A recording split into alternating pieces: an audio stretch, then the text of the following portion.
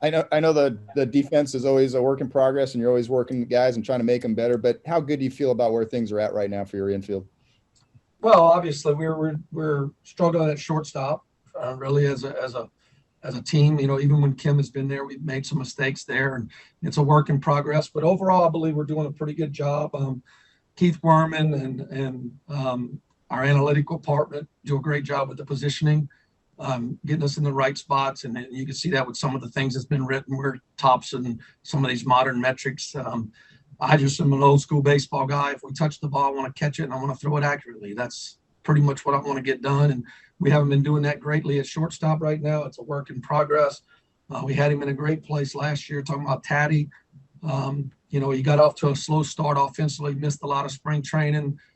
He's rushing. He's coming up out of his legs. He's doing some things, and we've talked about it. It's going to, continue to work on it.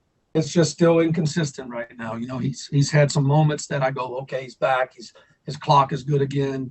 But he's got a curse, man. He's got a great arm. He's got a great cannon over there. And something as an infield coach, try to get him to understand I'd rather have a 6 arm with 7 accuracy than an 8 arm with 3 accuracy. So, he likes to show that cannon off, and some of the modern metrics that the industry has created give him points for throwing the ball across there at 100 miles an hour, where we old school people just want them out. It's crazy. So when the throws aren't online, is it he's trying to overthrow it? Is he trying to short arm it? What do you think goes on when the errors are happening with the throwing? I just think he tries to get too much. He comes up out of his legs. He doesn't stay in his legs. And then he tries to hose up. He wants to, again, I don't necessarily think he's doing it on purpose. I just think, sometimes it speeds up. He tries to keep himself under control. He looks up, maybe the runner's closer than he thought it was going to be. And then his clock's a little bit off right now. He's coming up out of his legs. And there's a whole lot of things going on. But more than anything, I want to keep his rhythm right, stay in his legs, throw the slow people out by 10 steps, throw the fast people out by a step. Going back to Fernando, you mentioned that, he's getting a little bit out of his legs and getting a little straight up. That seems pretty fixable, right? From your experience, is that kind of thing fixable? Absolutely. We saw it for a short period of time in the COVID season last year where he was able to get his clock right, stay in his legs, execute the play. Don't let the game itself change your clock. Just kind of stay in the moment, catch the ball, transfer the ball, throw the ball, no matter who's running, keep that rhythm. He hasn't found that rhythm consistently yet, like he did last year. Now, we did have 5 months to work on it in COVID camp, and then we played for 2 months. This year, we had maybe 2.5 weeks in spring training because he was hurt a lot, missed a lot of time, and we're behind. And now we're asking him to play every single day. So the early work, the things like that are hard to get done, when you're playing 162-day, major league season with him playing every day. So it's a little bit tough on him right now, finding that move, but 100% it's very fixable. He's a talented player. Obviously, we see it.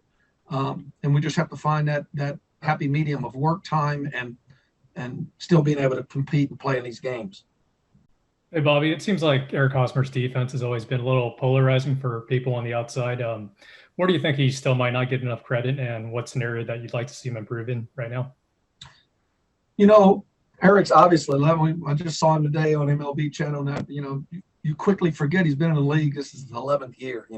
This guy's has done a lot of good things in the game, and he's obviously an older player. He may have lost a step here or there, and we want to just hammer all the negatives.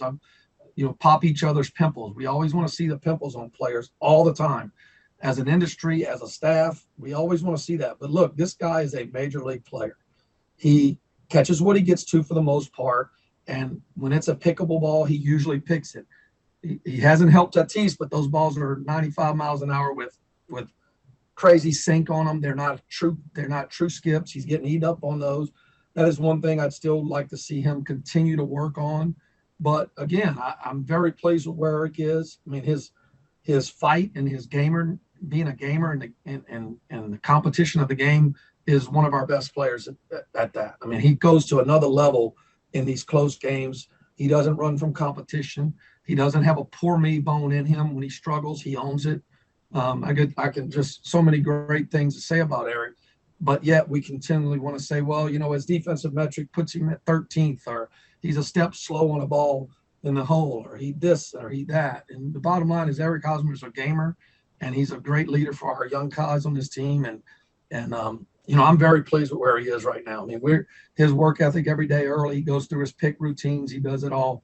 And if anything that's hurting on him, it's just the fact that he's just a little bit older and a step slower.